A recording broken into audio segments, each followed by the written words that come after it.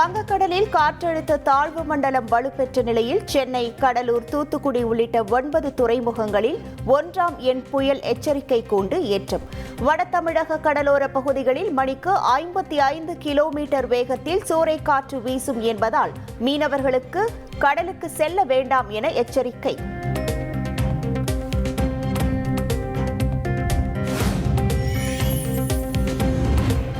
தமிழக சட்டப்பேரவை கூட்டத்தொடர் ஜனவரி 6ஆம் தேதி தொடங்கும் என சபாநாயகர் அப்பாவு அறிவிப்பு.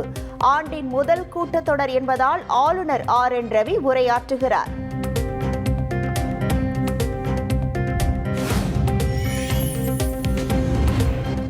(2026) சட்டப்பேரவை தேர்தலில் 200 தொகுதிகளை தாண்டி வெற்றி பெறுவோம். கோவையில் செய்தியாளர்களுக்கு அளித்த பேட்டியில் முதல்வர் ஸ்டாலின் தகவல்.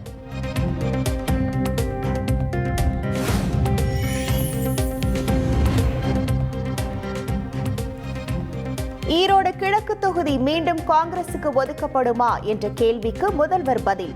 ஈரோடு கிழக்கு தொகுதி திமுக கூட்டணிக்கே வசமாகும் என்றும் சூசகம்.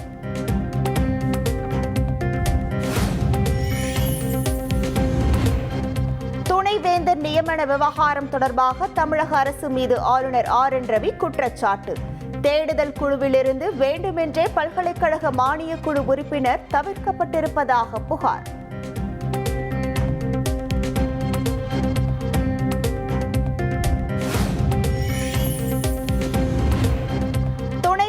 பதவிகளை நிரப்புவதில் அரசியல் செய்வதை விடுத்து பல்கலைக்கழகங்கள் கல்வி பணியாற்ற ஆளுநர் வழிவிட வேண்டும். உயர்கல்வித்துறை அமைச்சர் கோவி செழியன் வலியுறுத்தல்.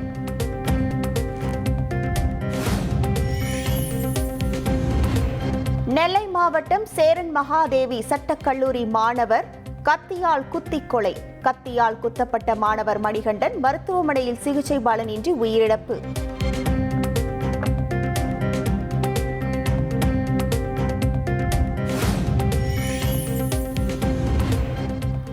இரட்டை இலை சின்னம் தொடர்பான வழக்கு. தேர்தல் ஆணையம் அனுப்பிய நோட்டீஸுக்கு முன்னாள் முதலமைச்சர் O. பன்னீர்செல்வம் மின்னஞ்சல் மூலம் பதில்.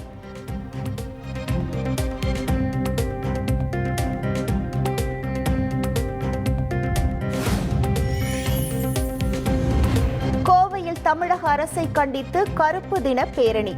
தடையை மீறி பேரணி சென்ற பாஜக மாநில தலைவர் அண்ணாமலை கைதாகி விடுதலை.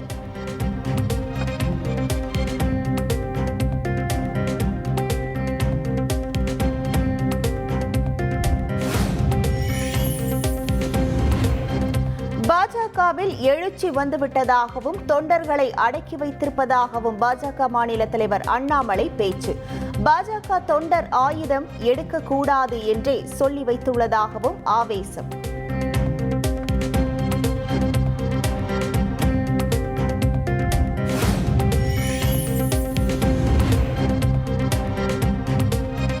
நெல்லையில் கொட்டப்பட்ட மருத்துவ கழிவுகளில் ஆபத்தான கழிவுகள் எதுவும் இல்லை. நேரில் ஆய்வு செய்த கேரள அதிகாரிகள் பேட்டி.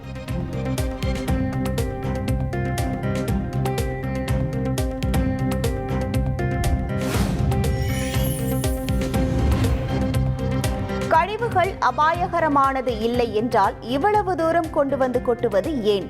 கேரள அதிகாரிகளிடம் நெல்லை ஆட்சியர் சரமாரி கேள்வி.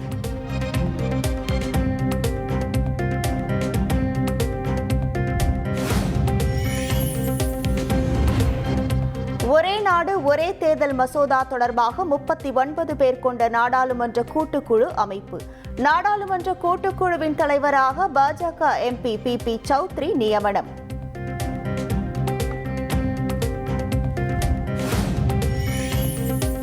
குளிர்கால கூட்டத்தொடர் நிறைவடைந்த நிலையில் நாடாளுமன்றம் தேதி குறிப்பிடாமல் ஒத்திவைப்பு.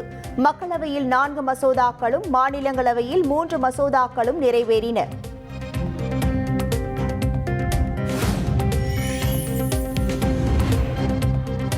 வயநாடு இடைத்தேர்தலில் பிரியங்கா காந்தி தவறான சொத்து விவரங்களை அளித்திருப்பதாக குற்றச்சாட்டு.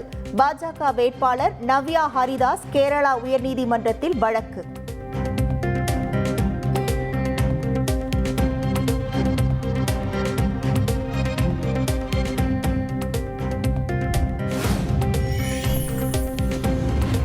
பண்டிகையான ஜனவரி 15, 16ஆம் தேதிகளில் யுஜிசி நெட் தேர்வு நடைபெறும் என்ற அறிவிப்புக்கு திமுக கண்டனம். தேர்வு தேதியை மாற்றாவிட்டால் போராட்டம் நடத்தப்படும் என திமுக அறிவிப்பு.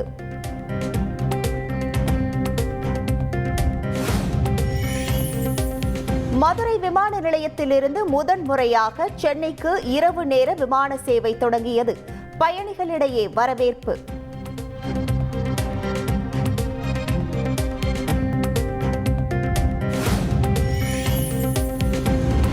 இந்தியாவை துண்டாடுவோம் என சமூக வலைதளத்தில் பதிவிட்ட வங்கதேச அதிகாரி. யோசித்து கருத்துக்களை தெரிவிக்க வேண்டும் என வங்கதேசத்திற்கு இந்தியா கடும் எச்சரிக்கை.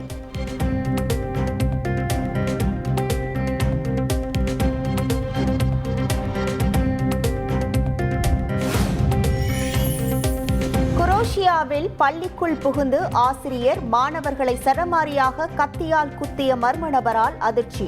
5 மாணவிகள் படுகாயமடைந்த நிலையில் 7 வயது சிறுமி பலியான துயரம்.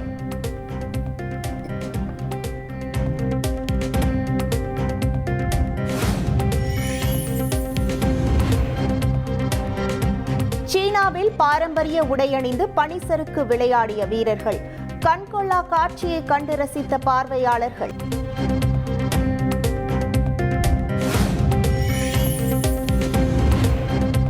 இந்தியாவுக்கு எதிரான கடைசி 2 டெஸ்ட் போட்டிக்கான ஆஸ்திரேலியா அணி அறிவிப்பு.